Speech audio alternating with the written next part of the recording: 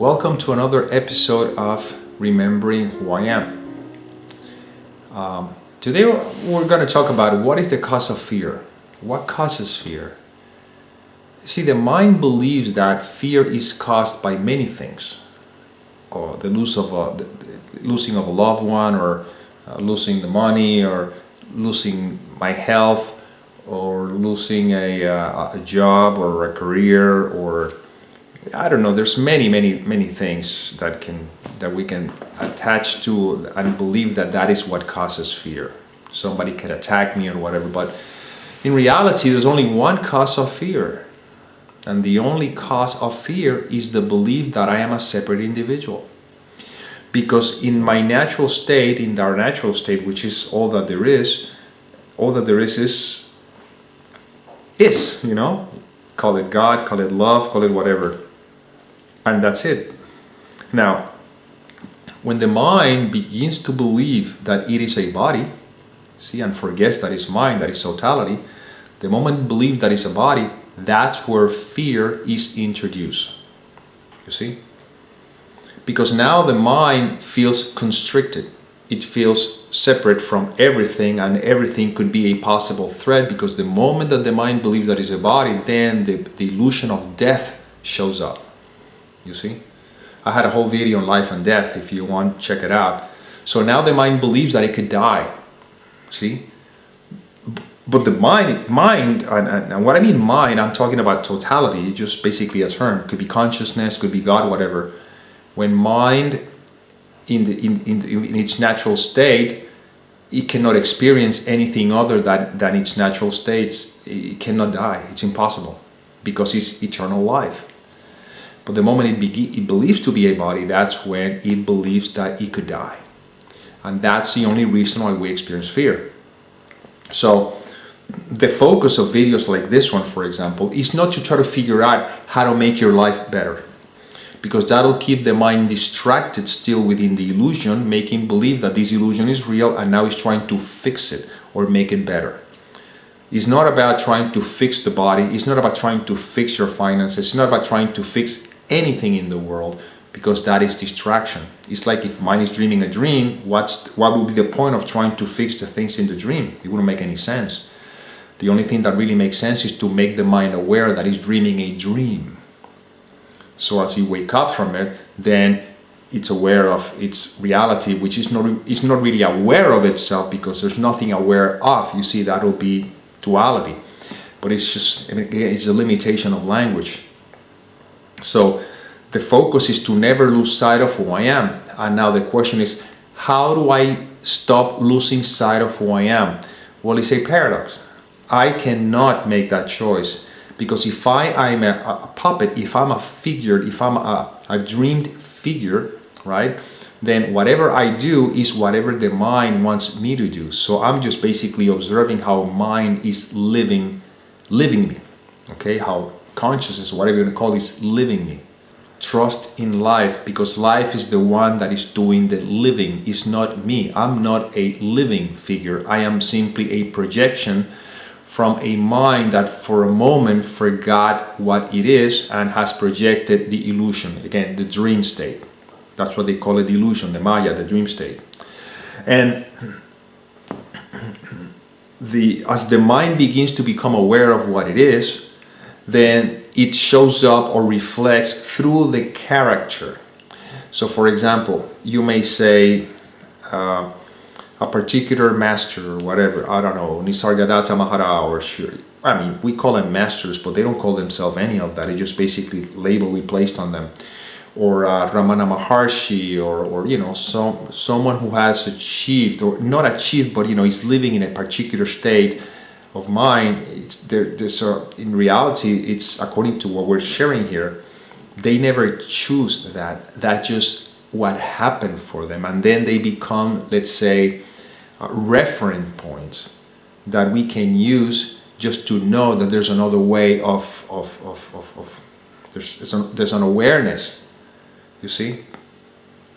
And so in the same way that you have someone like a Papaji or Ramana Maharshi or Nisargadatta or Buddha or Christ or whatever you want, it doesn't matter what figure life presents so that you can use as reference. They're basically showing through an example that there's a possibility for the mind to remind itself the nature of its being, you see?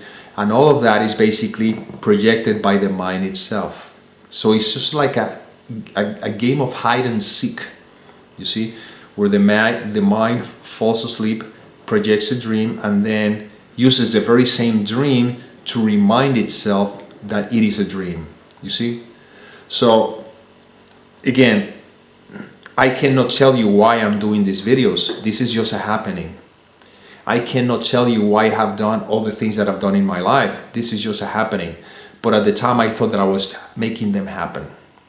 See? Because I believed strongly to be an individual. And I'm not saying that right now I pretend that I'm enlightened, that I know that I'm not an individual, that I can go, that I'm in cloud nine. No, I'm not what I'm talking about. But there's an awareness that at least I can tell you. There's a conscious awareness that I'm not the doer of anything, that I'm not doing anything. That life is a process that appears to be happening, and I'm just simply a puppet through which life is doing its thing. That I would say that I'm very, very aware of. And whatever I experience, I'm aware that that's just the experience that is happening through me. Now, what I will say is that when the fear of death diminishes, and what I mean the fear of death, I'm not saying that I'm the courageous guy who would jump into a parachute or something. I'm very afraid of heights in that sense. And there's a lot of things in that psychological context that I'm basically I'd stay away from, at least as of this moment. I'm not saying that I won't do any of those things because, again, I don't know what script life has for me. But that doesn't prove anything. That doesn't mean that if I can jump out of an airplane with parachute, that doesn't mean that I'm courageous or that I'm overcoming fears. No, because that's not the fear I'm talking about. I'm talking about the awareness that I can live today, I can be gone and everything is fine because I'm not afraid of letting go of the body. I'm not afraid of, because I am not this body. I am aware that this world has nothing of value to offer me, even while simultaneously I am doing things in the world and I'm enjoying a lot of the things that I do in the world. But there's an awareness that knows that all this stuff is just basically toys, and as long as I don't make anything special of the toys, then again there's no fear of dying, there's no fear of just letting go of this world. I usually say when I do my talks in Spanish, or when I did many of the talks, I used to say that hospitals are not filled with people who are sick, they are filled with people who are afraid. You see, as long as you're afraid of dying because you still believe you're a body, when any sensation, any feeling, anything comes through, immediately you're going to try to find a way to try to get rid of that because of fear of dying, right? And then it's more likely that you'll be very vulnerable to whatever anyone would want to sell you. I've been traveling for many years since since before that, but 2011 when the speaking engagements began to show up in my life, because it's all invitation. It's not like I've been promoting myself, not at all, just strictly invitation. Like if you're watching this video, this is just something that is happening. I'm not asking for anything, and if you contact me and says, hey Nick, would you like to give a talk or something like that, and I find myself either saying yes or saying no, because I do say no, of course, sometimes it all depends. But you see, that's just a happening. That's it. I don't take any ownership of any of that. But what I mean is that I have been traveling all these years, and I have had all kinds of physical conditions, or would say symptoms. I would say that, and I would say that they just come and they go. See, because I can look at the symptom and I said to myself, I said, oh yeah, this is what's happening, and whatever's supposed to happen, here I am. And it's really funny because with that attitude, if there's help that I ever needed at any point in time, it shows up very, very, very naturally. Or I would find myself naturally asking for something, you see. So again, there's an awareness that I'm not doing anything, that life is basically is living in me, you see. And that is something that cannot be, I mean, we can talk about it, but in reality, this is something you have to experience. This is not something that I can say, oh, okay, this is the way it is. No, I might point out like that. I'll point to that, but you have to have the experience yourself. You see, you have to kind of like have that certainty. And I feel in my heart that I do have that certainty. I'm not saying that I never experienced fear or anything. Again, I'm not claiming anything, but I have realized that as the awareness of the fact that this is all there is, I created a video. It's called The Illusion of Time, or What is Time? I think it's based upon a talk that I gave in Spanish, which was, you have all the time in the world because this is the only time that there is. So when this awareness strikes, then life is much simpler. I know that I don't do anything, therefore I don't have any agendas or goals or anything like that. Actually, I probably never had them, because I've always been very spontaneous in that sense. For many times I thought that I had to know what I wanted or whatever, but then that just fell apart very fast. And it's interesting because I see how life is taking me to the places that it takes me. There's a trust that the words that comes through me are just basically words that are coming through me. They're not words that I'm thinking in order for me to say them. You see, it's just like it's like a flow. And in general, that's what I see. That's how I see life happening. And now, to me, life is a box full of surprises. You see, I don't know what I'm going to say next until it is said. I don't know what I'm going to do next until it is done. I don't know what I'm going to choose next until it is chosen. You see, and it seems, for someone who's very identified with the personal self, in a sense of believing that has to control his life, even though never controlled it, and it will never control her either, even though he believed that he can. So that's fine. I'm not going to argue with that. Whatever you want to believe, that's fine. When the awareness comes that there's no control on anything, because at the same time there's trust that love is in charge of everything, there's a state of rest. You see? And once again, there's no fear of dying, there's no fear of death, because there is no death. I've said in the video before, just when I go to bed at night, I just rest and I trust that if I don't have to wake up again, that'll be fine, because I'm ready to surrender into the arms of the beloved, to my father or mother, whatever you want to call it, which is nothing. It just basically is the disappearance of this I. That's all there is to it. The disappearance of this I in a context that is, see, here this I it appears to be here, but it's not really here. It's an appearance. So when I go to sleep at night, in that context, there's a total disappearance, because there's no awareness of that. So again, this is words that point towards that which cannot be described, but it seems to, for the mind, that is, when the mind it's ready, it's becoming ready for this awareness. These words are not a threat; they're just like refreshing, because it's like, I knew. See, some down deep in our heart or soul or whatever you want to call it, we know that we are so much more than this limited, bundle of flesh and bones. See, the awareness is there. What happens is it's been forgotten, and now it's time to remember. You see, and in that remembrance, fear dissipates. Complete fear dissipates.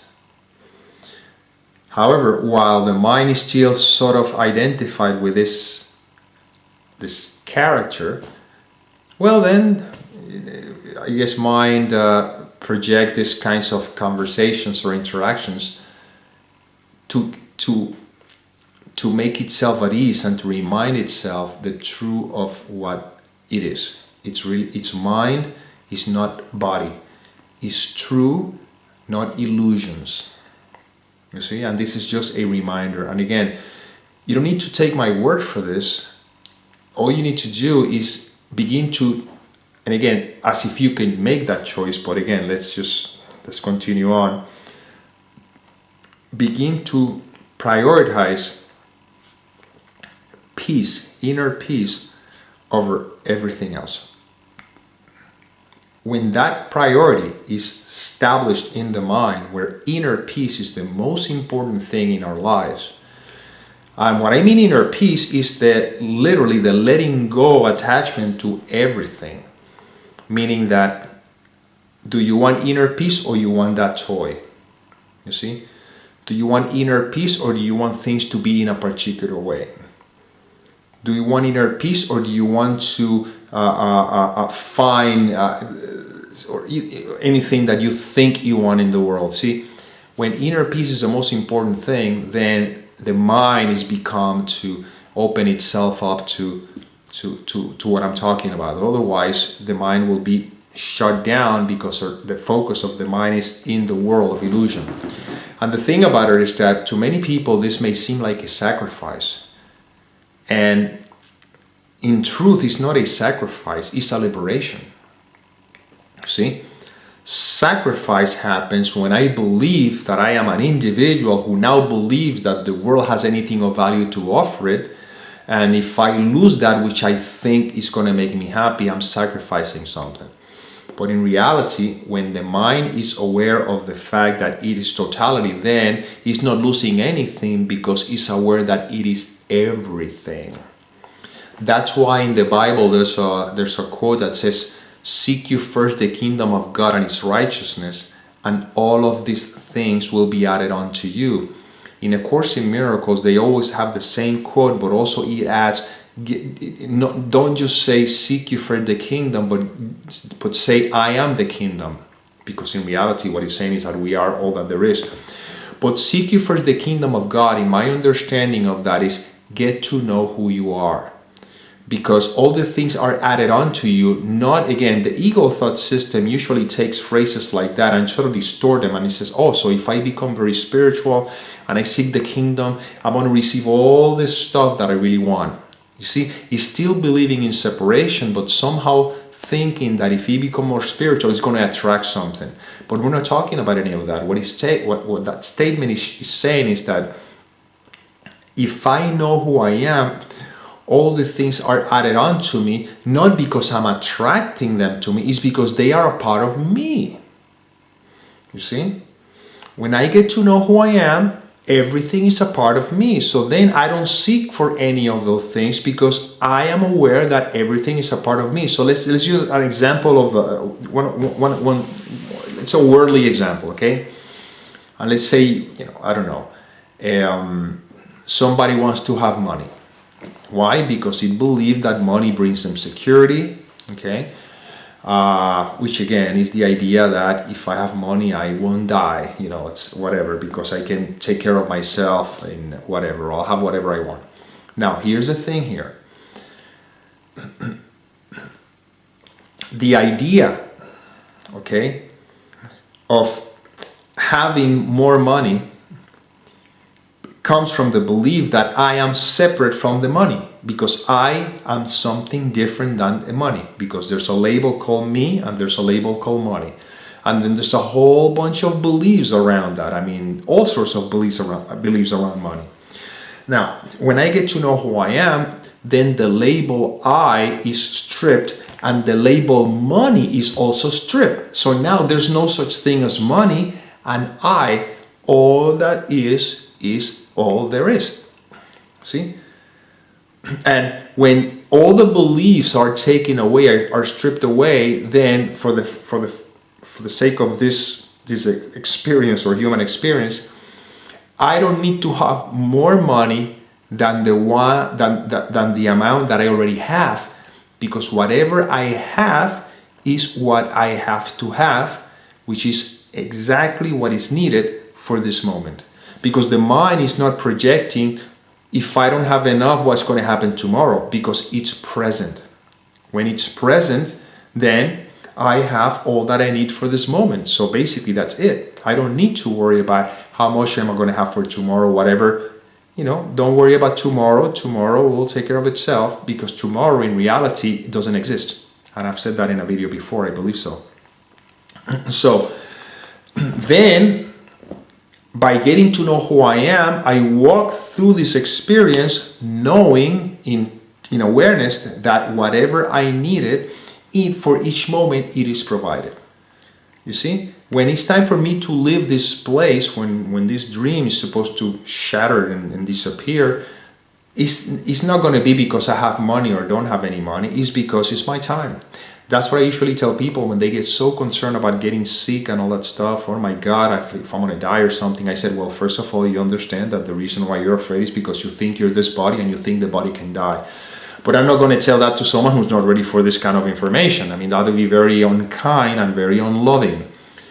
However, what I usually tell them, and I'm very clear on this one, again, there's no doubt in my mind about it, nobody dies of any disease. That's an illusion. People die when they are supposed to. You see? I repeat, nobody dies from any disease. People die when they are supposed to. We have seen many cases of all sorts of physical ailments that sometimes the physical ailments stay there, but the person lives for many, many years.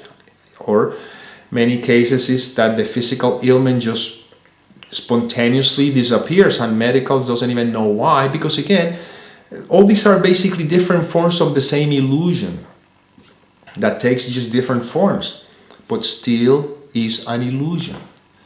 So the focus here is not to be concerned about if the body gets sick or what to do. Just live your normal life like you're going to do anyway according to the script. But to be aware, to be conscious that what I am is not this thing. And the more the mind becomes more conscious of that, paradoxically the fear begins to drop away. There's a trust in life. And to me, that helps me to just relax. See, there's no hurry. I'm not going to leave this world because of age or because of whatever, or whatever statistic may say. I'm going to leave this world when it's my time. You see? In the meantime, yes, I do take care of myself, but even that is not a guarantee of anything. Nothing is guaranteed here. And what is taking care of myself? What does it mean? You see? Eat certain kinds of food? That doesn't mean anything. I mean, there's people who eat the healthiest thing and they're gone in no time. And there's people who eat the worst things you can possibly imagine and they are still living a very normal life until God knows. So I don't know. What is eating healthy or not healthy? I don't know. I tend to eat healthy because, I don't know, it's my conditioning. That's all. And that's all there is to it. I exercise because it's a conditioning. Since I was a kid, I've always exercised. My whole life I've done it because this is just the way I've enjoyed it. That's it. No big deal. Why I created music and I still do create music? Because that is my conditioning. You see? Why spirituality got a hold of me at the age of 28 or something like that. And it's been a path that I just cannot, that's just been my life.